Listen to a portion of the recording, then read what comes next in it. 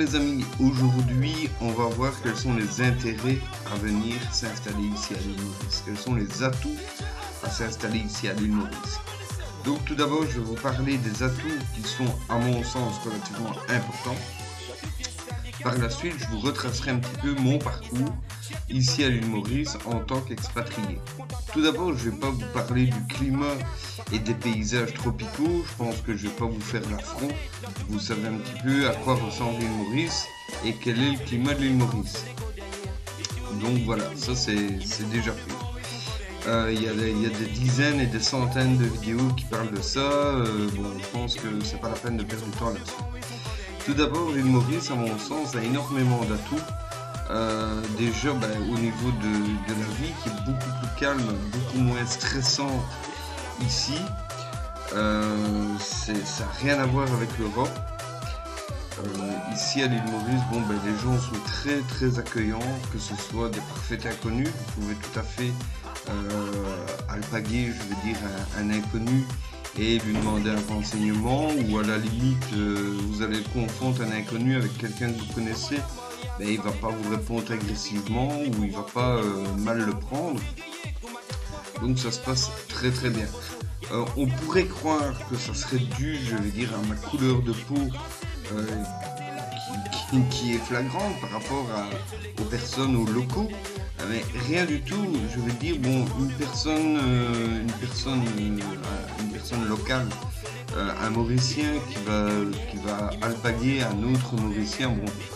Quand je dis alpaguer, il ne faut pas le prendre au sens strict du terme. Quand je dis alpaguer, c'est interpeller une personne de façon tout à fait cordiale. Il ne faut pas aller agresser une personne, bien évidemment.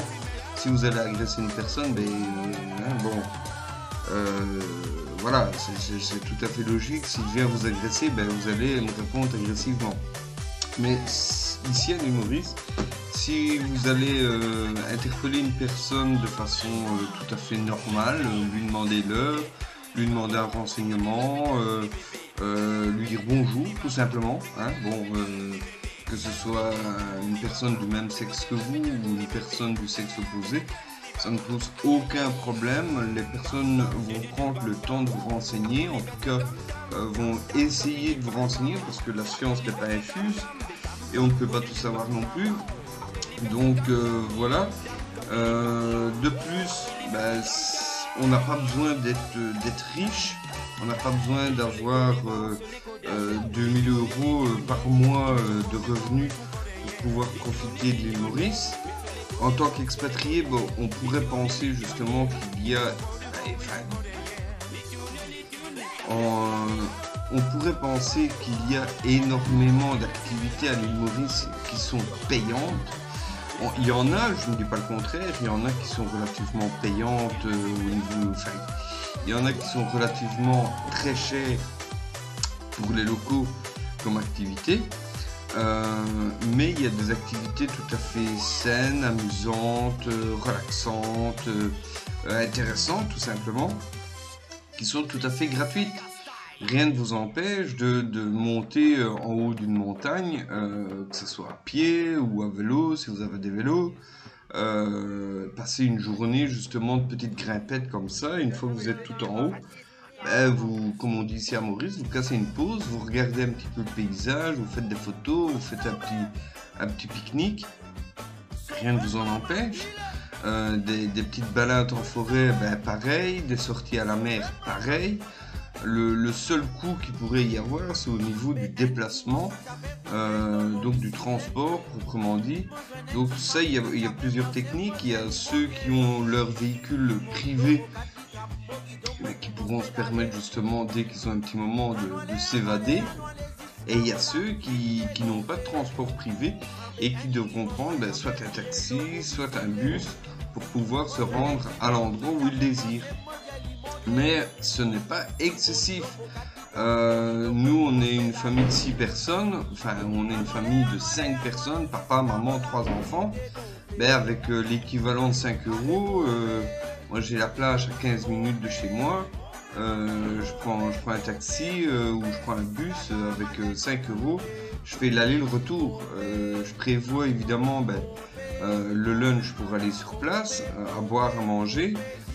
Si je veux offrir, parce qu'il y a toujours des petits marchands ambulants, que ce soit pour des petites pistaches bouillies, que ce soit pour des barbapapas ou des glaces, des marchands de glace qu'il y a. Ça, je prévois un petit peu plus, je prévois 150 roupies ou 200 roupies en plus. Allez, pour 10 euros, 12 euros, vous faites toute une journée à la mer. Bon, je pense que c'est relativement économe. Le gros avantage qui est ici aussi à l'île Maurice, c'est qu'on parle français. Donc moi qui suis vraiment pas doué dans les langues, le fait de parler français ici à l'île Maurice, c'est un gros avantage pour moi, puisque je peux converser justement avec tout le monde, que ce soit au niveau de l'administration, que ce soit au niveau des gens. Je vais demander un renseignement, je vais parler en français, les gens vont me comprendre. Ils me répondront, parfois avec un français approximatif, mais heureusement, j'ai pu apprendre le créole. Donc j'essaye, autant que faire se peut, de leur parler en créole pour qu'ils puissent me répondre en créole sans avoir justement une petite gêne, je vais dire ça comme ça, au niveau de leur langage. Puisqu'un Mauricien, enfin toute personne, je pense, quand il doit converser dans une langue qui est un petit peu moins utilisée, qu'il utilise moins, pardon, ça peut être un petit peu plus approximatif et il peut se sentir un petit peu mal face à la personne qui utilise justement cette langue tous les jours. Donc voilà. Ce qui est aussi de bien ici à l'île Maurice, enfin à mon niveau, c'est que l'État n'est pas, je vais dire, ne contrôle pas les faits et gestes comme on pourrait avoir en Europe. Par exemple, au niveau des contrôles routiers, contrôle alcoolémie, ça m'arrive d'avoir, je vais dire, une voiture à disposition pour pouvoir me déplacer, pour ne pas devoir prendre le bus ou le taxi. Et je pense qu'en dans pas longtemps, ça fera 5 ans, et je prends, je vais pas dire régulièrement, mais je prends assez souvent une voiture, et en presque 5 ans, je me suis fait contrôler une seule fois, et le contrôle s'est très bien passé. La personne m'a simplement demandé mon permis de conduire, point barre. Le seul petit truc, c'est que sur mon permis de conduire, j'avais des cheveux. Donc il a eu un petit peu de mal à croire que c'était moi, mais voilà, c'est passé très bien. Il a bien vu ma date de naissance, il a bien vu que la photo, j'avais 16 ans, j'en ai 42, donc il a compris que c'était bien moi. Mais hormis ça, les flics sont relativement très cool. Un flic qui va vous arrêter pour l'alcoolémie, il va pas contrôler votre assurance, il va pas contrôler X ou Y. S'il vous contrôle pour une chose, il vous contrôlera uniquement pour cette chose-là. Bon, donc voilà, c'est des choses relativement qui sont intéressantes. On n'a pas un contrôle, je veux dire, au niveau des faits et gestes, au niveau de l'État. Une personne, je veux dire, qui n'a pas de diplôme ou qui ne travaille pas, va faire sa petite cuisine, sa petite popote chez elle, et il peut très bien vendre ses petits plats cuisinés, comme on dit en Belgique, en stoom, en black, sans avoir nécessairement peur d'un contrôle. S'il y a contrôle, c'est d'office qu'il y a eu dénonciation. Ici, il n'y a pas de contrôle comme on pourrait penser en Europe, avec l'institut d'hygiène qui viendrait, avec les douanes, avec X, avec Y. Ça, s'il n'y a pas de dénonciation, tranquille, on peut travailler pendant 40 ans comme ça. Une chose qui est, à mon sens, un atout aussi, c'est qu'ici à l'île Maurice, la boîte aux lettres reste vide. Mais quel bonheur! Mais quel bonheur, franchement! C'est quelque chose qui m'a étonné, c'est qu'ici, il n'y a pas de pub. il y a une pizzeria qui va ouvrir, il y a un resto qui va ouvrir, ben on n'a pas de pub. On n'a pas de pub pour le Super U, on n'a pas de pub pour le Winner. Bon, c'est des magasins qui sont connus. Bon, Super U, c'est connu en France. Winner, c'est une chaîne de magasins locale. On n'a pas de pub pour les coiffeurs, pour les mécaniciens, pour je sais pas moi, quel type de les boulangeries ou autre. On n'a pas de pub. Et au niveau des factures, on a la facture de l'eau, on a la facture d'électricité, mais après c'est tout, tranquille, tranquille. Le téléphone, l'internet, tout ça, ben, on sait quand est-ce qu'il faut aller la payer. On va la payer ben, soit à la poste ou directement au télécom ou alors à CWA, donc c'est la compagnie, Compagnie Water Authority ou quelque chose comme ça, donc c'est la compagnie des eaux. L'électricité c'est la CEB, donc compagnie Electricity Board. Donc en général les gens ils payent ça soit en ligne soit à la poste, mais je veux dire la boîte aux lettres elle reste vide, c'est hallucinant. Des fois ben, une facture peut rester là pendant 3-4 jours, une semaine, ça pose pas de problème. En Belgique en tout cas il y a une loi qui dit que chaque jour la boîte aux lettres doit être relevée. Si vous recevez un recommandé et que le recommandé est une mise en demeure, ben, vous pouvez justement avoir une mauvaise blague puisque vous n'avez pas été relevé votre courrier à temps. Donc voilà, si vous le faites une fois par semaine, comme on le fait ici, et que justement dans la semaine écoulée, ben, vous aviez une deadline, ben, vous êtes chocolat, puisque vous étiez contraint de devoir relever votre courrier tous les jours. Donc voilà. Maintenant, je vais vous parler un petit peu plus personnellement. Donc au niveau personnel, mon expatriation s'est faite un petit peu de façon chaotique, de façon un petit peu hasardeuse, je vais dire ça ici. Bon, c'est dû principalement à mon caractère, bon, on pourrait dire aventurier, mais moi je préfère dire faire foot.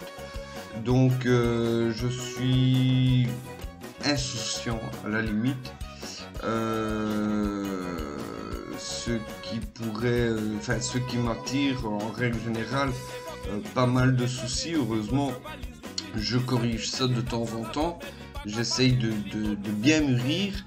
Cette expatriation s'est passée un petit peu de façon chaotique, surtout au niveau professionnel, puisque je n'ai pas du tout réfléchi à qu'est-ce que j'allais faire là-bas.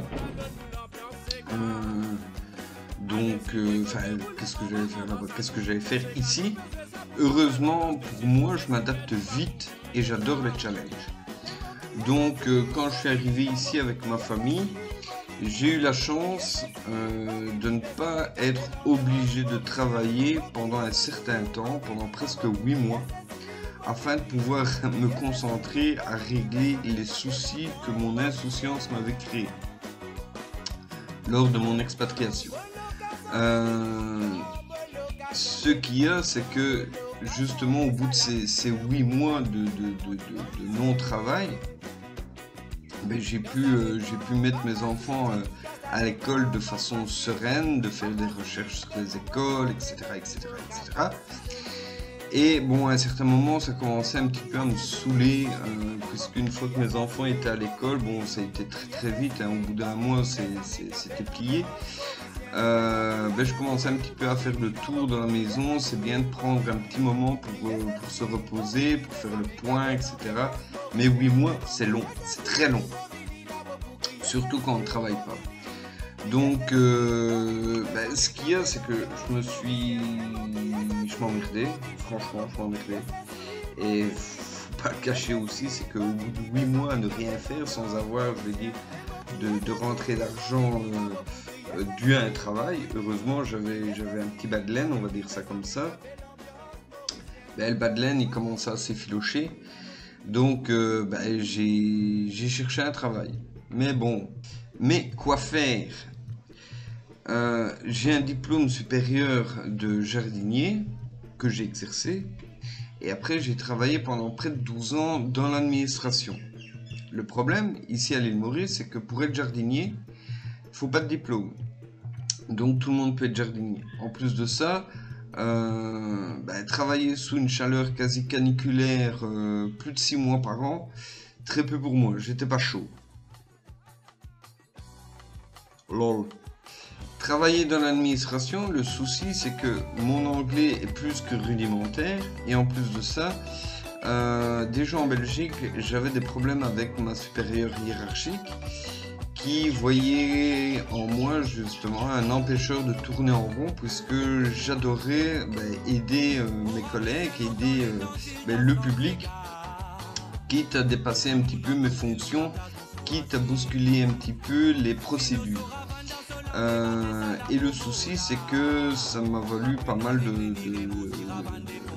problèmes, tout simplement. Donc mettre tout ça, je vais dire, ici à l'île Maurice, dans un contexte où les gens sont un petit peu plus relax, je pense que ça n'aurait pas été très bon pour moi, parce que je pense que j'aurais fini soit par commettre des meurtres ou alors par ne pas travailler très longtemps dans l'administration. Donc j'ai préféré pas essayer. Donc quoi faire? Heureusement, il y a plein de postes disponibles dans plein de domaines différents pour ceux qui sont motivés à travailler. Et heureusement, je suis motivé à travailler. J'ai choisi les centres d'appel qui sont quand même reconnus ici à l'île Maurice pour être nombreux et demandeurs justement de personnes. Donc j'ai choisi ça. Si vous ne savez pas à quoi ça peut ressembler un centre d'appel en pleine activité, voici un exemple. Heureusement j'ai commencé dans une petite structure, donc moins bruyante, une structure de 25 personnes plus ou moins, tout confondu, donc responsable des ressources humaines, comptable et autres, superviseur et tout le tout team. Après, je suis parti dans une société, dans une compagnie qui était beaucoup plus importante et où il y avait près de 200 personnes sur le plateau. Donc, c'est un grand espace relativement vide, il n'y a pas de mur de séparation. Et donc, on entend tout le monde parler au téléphone, certains gueuler au téléphone. Il y en a certains qui ont soit un problème de l'oreille interne, soit ils vont avoir un problème de l'oreille interne, puisqu'ils parlent énormément, ils parlent très fort. Puis j'ai changé, j'ai travaillé comme commercial, en dehors des centres d'appel, ce qui n'a pas été une franche réussite. Et après, je suis revenu vers les centres d'appel. J'en ai encore fait un et après, j'ai été sur un deuxième dans lequel je suis toujours. Ça fait un petit peu plus de 2 ans maintenant. C'est une compagnie de communication digitale pour laquelle je travaille et qui, apparemment, n'a pas à se plaindre de mes services et pour laquelle je suis heureux de travailler.